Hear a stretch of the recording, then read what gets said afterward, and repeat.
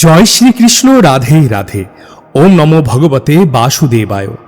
আজকের ভিডিওতে আমরা জানতে চলেছি পাণ্ডবা নির্জলা একাদশীর ব্রত কথা ও তার মাহাত্ম্য, তার সঙ্গে একাদশীর সঠিক সময়, নিয়ম, একাদশীর মন্ত্র এবং পারণ মন্ত্র সমস্তটাই আজকের ভিডিওতে তুলে ধরব। তাই শুনুন ভক্তি ভরে এবং সকল পাপ ও দুঃখ কষ্ট থেকে মুক্তি লাভ করুন। পাণ্ডবা নির্জলা একাদশী ব্রত পালিত হবে 25শে জুন বৃহস্পতিবার 2026। একাদশী ও পারণের সময়সূচি: একাদশী তিথি শুরু হচ্ছে 24শে জুন সন্ধ্যা 6:12 বুধবার এবং একাদশী তিথি শেষ হবে 25শে জুন রাত 8:09 বৃহস্পতিবার। পারণ বা উপবাস ভঙ্গের সময় 26শে জুন সকাল 5:25 থেকে সকাল 8:13 মধ্যে। এবার জানব একাদশীর দিন। সকাল বেলায় ব্রহ্ম মুহূর্তে ঘুম থেকে উঠে স্নান সেরে শুদ্ধ বস্ত্র পরিধান করে ভগবান বিষ্ণু চরণে ফুল এবং সাধ্যমতো নৈবেদ্য প্রদান করে একাদশী ব্রতের সংকল্প গ্রহণ করুন। সংকল্প মন্ত্রটি হল: একাদশ্যম নিরাহার স্থিতা অহম অপরেহনি ভক্ষ্যামি পুণ্ডলিকাক্ষম শরণম মে ভাবাচ্যুত। এই মন্ত্রটি উচ্চারণ করে একাদশী পালন শুরু করুন এবং একাদশীর পর দ্বাদশীর দিন পারণ মন্ত্র উচ্চারণ করে ব্রত ভঙ্গ করুন। মন্ত্রটি হল: অজ্ঞান তিমিরান্ধস্য ব্রতে নানেন কেশব প্রসিদ সুমুখ নাত জ্ঞান দৃষ্টি প্রদৌ ভব। যারা একাদশী পালন করেন তারা হয়তো প্রত্যেকেই জানেন একাদশীতে পঞ্চ রবি শস্য এবং কোনো রকম আঁশ জাতীয় খাবার খাওয়া নিষিদ্ধ। সম্পূর্ণ নিরাহার এবং নির্জলা উপবাস করাটাই শ্রেয়। হাজার ব্যস্ততার মধ্যে, কাজের মধ্যে সকলের সময় হয় না, সেই ক্ষেত্রে নির্জলা না করেও ফলাহার করেও ব্রত করা যায়। এছাড়া নিরামিষ আহার করা যায়। এবং তার সাথে জানিয়ে রাখি, সারা পৃথিবীর বিভিন্ন দেশে, ভারতের বিভিন্ন রাজ্যের কিছু কিছু জায়গায় একাদশী পালিত হবে বৃহস্পতিবার এবং পশ্চিমবঙ্গ সহ দু একটি রাজ্যে পালিত হবে শুক্রবার। আসুন এইবার একাদশী ব্রত কথা আমরা এক মনে নিষ্ঠা সহকারে শ্রবণ কীর্তন করি। তার আগে আপনাদের অনুরোধ, আজকের এই ছোট্ট উপস্থাপনা আপনাদের ভালো লাগলে লাইক, শেয়ার, কমেন্ট ও সাবস্ক্রাইব করে যাবেন। কমেন্ট বক্সে ভগবান বিষ্ণুর উদ্দেশ্যে আপনার দুঃখ কষ্টের কথা জানিয়ে যাবেন এবং হাই পয়েন্ট অবশ্যই দিয়ে যাবেন। ওম বিষ্ণু, ওম বিষ্ণু, ওম বিষ্ণু। জ্যৈষ্ঠ শুক্লপক্ষের এই নির্জলা একাদশী ব্রত সম্পর্কে ব্রহ্ম বৈবর্ত পুরাণে শ্রী ভীমসেন ব্যাস সংবাদে বর্ণিত হয়েছে। মহারাজ যুধিষ্ঠির বললেন, হে জনার্দন, আমি অপরা একাদশীর সমস্ত মাহাত্ম্য শ্রবণ করলাম। এখন জ্যৈষ্ঠ শুক্লপক্ষের একাদশী নাম ও মাহাত্ম্য কৃপাপূর্বক আমার কাছে বর্ণনা করুন। তদুত্তরে শ্রীকৃষ্ণ বললেন, এই একাদশীর কথা মহর্ষি ব্যাসদেব বর্ণনা করবেন, কেননা তিনি সর্বশাস্ত্রের অর্থ ও তত্ত্ব পূর্ণরূপে জানেন। রাজা যুধিষ্ঠির ব্যাসদেবকে বললেন, হে মহর্ষি দ্বৈপায়ন, আমি মানুষের লৌকিক ধর্ম এবং জ্ঞানকাণ্ডের বিষয়ে অনেক শ্রবণ করেছি। আপনি যথাযথভাবে ভক্তি বিষয়িনী কিছু ধর্মকথা এখন আমায় বর্ণনা করুন। শ্রী ব্যাসদেব বললেন, হে মহারাজ, তুমি যেসব ধর্মকথা শুনেছ, এই কলিযুগের মানুষের পক্ষে সে সমস্ত পালন করা অত্যন্ত কঠিন, যা সুখে সামান্য খরচে অল্প কষ্টে সম্পাদন করা যায় অথচ মহাফল প্রদান করে। এমন সমস্ত শাস্ত্রের সারস্বরূপ সেই ধর্মই কলিযুগে মানুষের পক্ষে করা শ্রেয়। সেই ধর্মকথায় এখন আপনার কাছে বলছি।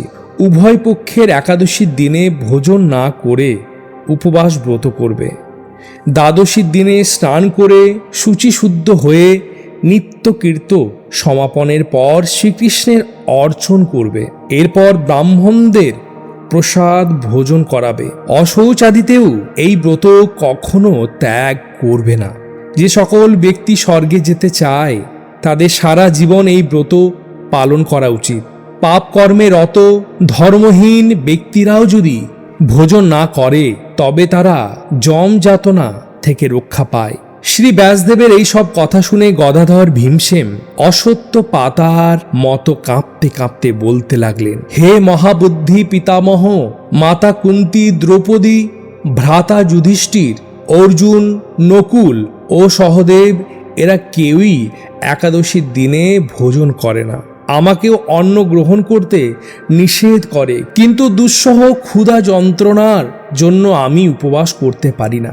ভীমসেনের এই রকম কথায় ব্যাসদেব বলতে লাগলেন, যদি স্বর্গাদি দিব্যধাম লাভে তোমার একান্ত ইচ্ছা থাকে তবে উভয় পক্ষের একাদশীতে ভোজন করবে না। তদুত্তরে ভীমসেন বললেন, আমার নিবেদন এই যে উপবাস তো দূরের কথা, দিনে একবার ভোজন করে থাকাও আমার পক্ষে অসম্ভব, কারণ আমার উদরে বৃক নামে অগ্নি রয়েছে।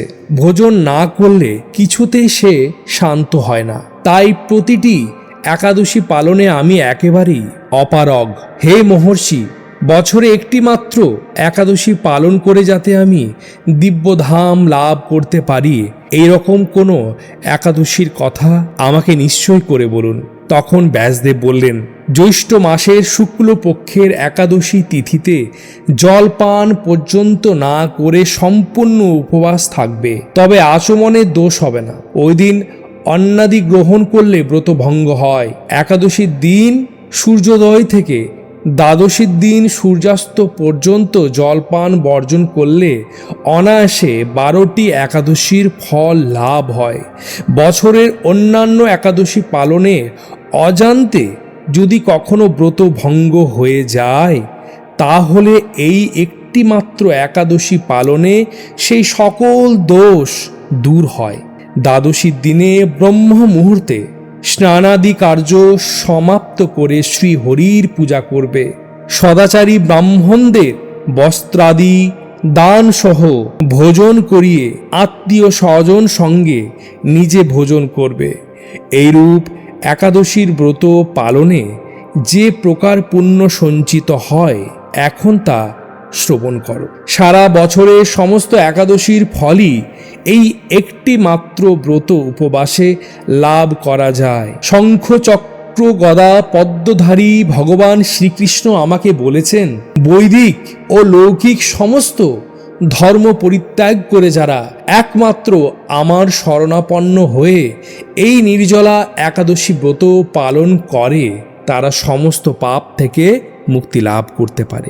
বিশেষত কলিযুগে ধন সম্পদ দানের মাধ্যমে সদ্গতি বা স্মার্ত সংস্কারের মাধ্যমেও যথার্থ কল্যাণ লাভ হয় না। কলিযুগে দ্রব্য শুদ্ধি নেই, কলিতে শাস্ত্রোক্ত সংস্কার বিশুদ্ধ হয় না, তাই বৈদিক ধর্ম কখনো সুসম্পন্ন হতে পারে না। হে ভীমসেন, তোমাকে বহু কথা বলার আর প্রয়োজন কি? তুমি উভয় পক্ষের একাদশীতে ভোজন করবে না। যদি তাতে অসমর্থ হও তবে জ্যৈষ্ঠ মাসের শুক্লপক্ষের একাদশীতে অবশ্যই নির্জলা উপবাস করবে। এই একাদশী ব্রত ধনধান্য ও পুণ্যদায়িনী। যমদূতগণ এই ব্রত পালনকারীকে মৃত্যুর পরও স্পর্শ করতে পারে না। পক্ষান্তরে বিষ্ণু দূতগণ তাকে বিষ্ণুলোকে নিয়ে যান। শ্রী ভীমসেন ওই দিন থেকে নির্জলা একাদশী পালন করতে থাকায় ওই একাদশী পাণ্ডবা নির্জলা বা ভীমসেনী একাদশী নামে প্রসিদ্ধ হয়েছে। এই নির্জলা একাদশীতে পবিত্র তীর্থস্থান, দান, জপ, কীর্তন ইত্যাদি যা কিছু মানুষ করে তা অক্ষয় হয়ে যায়। যে ব্যক্তি ভক্তি সহকারে এই একাদশীর মাহাত্ম্য পাঠ বা শ্রবণ করেন, তিনি বৈকুণ্ঠ ধাম প্রাপ্ত হন। সবাই বলুন, হরে কৃষ্ণ কৃষ্ণ কৃষ্ণ হরে হরে, হরে রাম রাম রাম হরে হরে। ওম নমো ভগবতে বাসুদেবায়।